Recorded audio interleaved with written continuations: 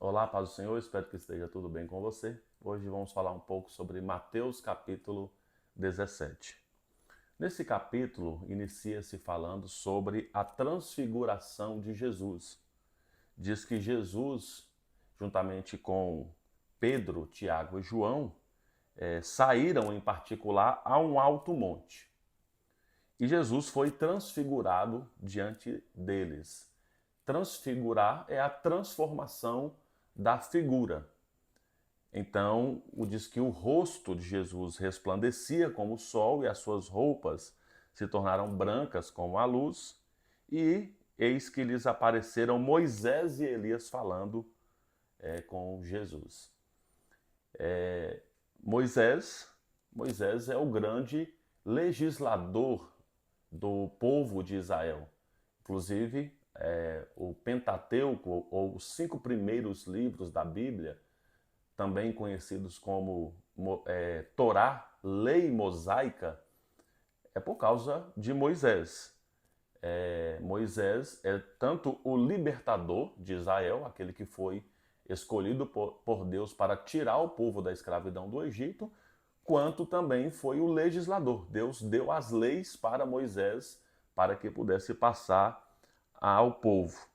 E Elias é o grande profeta, é o grande mensageiro de Deus no Antigo Testamento. A maior referência da profecia, da mensagem no Antigo Testamento por meio dos profetas é Elias.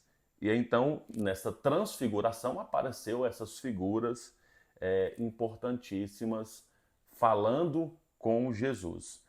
A transfiguração, ela representa algo muito importante no sentido da divindade de Jesus, confirmando o fato de que Jesus Cristo é Deus, Jesus é o Filho de Deus. Porque essas duas figuras importantíssimas do Antigo Testamento aparecem para dar testemunho a respeito da revelação em Jesus Cristo sendo o Filho de Deus.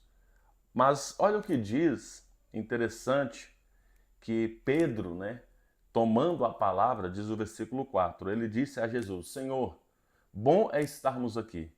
Se o Senhor quiser, farei aqui 3 tendas, uma para o Senhor, outra para Moisés e outra para Elias.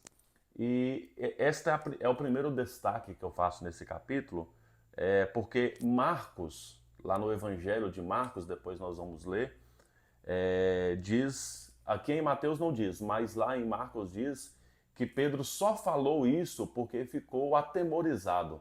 Então ele não sabia o que falar. Por quê? A tenda representa esta presença de Deus. Então, Pedro achou aquilo tão assim maravilhoso, ficou tão maravilhado, achou aquilo tão assim excepcional que ele não sabia o que falar. Foi então e disse para que eles pudessem ali fazer 3 tendas. Então ele disse: Senhor, bom é estarmos aqui. Se o Senhor quiser, farei aqui 3 tendas. Uma para o Senhor, outra para Moisés e outra para Elias. Mas enquanto Pedro ainda falava, uma nuvem luminosa os envolveu, e eis que vindo da nuvem uma voz que dizia: Este é o meu filho amado, em quem me agrado, escutem o que ele diz. O que eu já falei aqui, o fato de que a transfiguração é para confirmar a divindade, de que Jesus Cristo é o Filho de Deus, é verdadeiramente Deus. E aí, ao ouvirem aquela voz, os discípulos caíram de bruços, tomados de grande medo, e Jesus então se aproximou e disse: Não tenham medo. E eles, levantando os olhos, não viram mais ninguém a não ser Jesus. Então esse destaque é muito importante. O que é mais importante não é a tenda, o que é mais importante é a presença de Deus em Cristo. O que é mais importante é que nós busquemos esse discernimento, logicamente, quando nós nos reunimos com os nossos irmãos no templo, tudo isso deve ser feito e nós precisamos nos dedicar a congregar, estar com as pessoas. Mas não esqueça da presença de Deus todos os momentos da sua vida, e Jesus continua dizendo para você: não tenha medo. Vai acontecer muita coisa que talvez você fique amedrontado, mas não tenha medo. O que você deve ter é a presença de Jesus, confirmando a divindade, confirmando o fato de que Ele é o Deus perdoador, que te ama e é o teu Salvador. E o segundo destaque que eu faço aqui, o texto continua ainda dizendo sobre a questão de Elias, depois fala sobre a cura de um menino, e de novo Jesus prediz sua morte e ressurreição, e Jesus paga impostos.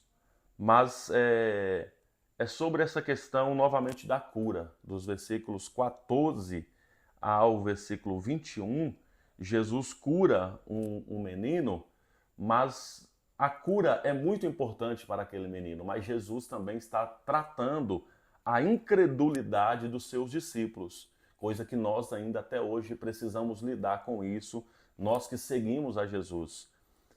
Então Jesus diz: ó geração incrédula, no versículo 17, e perversa, até quando estarei com vocês? Até quando terei de suportá-los? Traga o menino até aqui. Então que nós possamos não ser tomados pela incredulidade, mas crer sempre, crer nos milagres, crer na ação, e tudo isso não para a nossa glória, mas para a glória de Deus. Então que nós, Jesus ainda continua dizendo, por causa da pequenez da fé que vocês têm, porque os discípulos questionam, né, por que nós não conseguimos curar ou expulsar aquele espírito maligno, ou aquela enfermidade daquele menino, e Jesus diz que é por causa da pequenez da fé que vocês têm. E aí Jesus diz: se tiverem fé como um grão de mostarda, vão dizer a este monte: mude-se daqui, vai para lá, e ele se mudará. Logicamente é uma figura que Jesus está dizendo para falar sobre o poder da fé, e não que a fé deve permanecer do tamanho de um grão de mostarda, mas plantada o grão de mostarda também dá uma árvore, é a maior das hortaliças, o Evangelho também já diz isso. Então que você, eu, nós possamos crescer em fé, crendo sempre no impossível e no extraordinário que Deus possa fazer na sua vida. Então é isso. Um abraço a todos, fiquem na paz e até a próxima.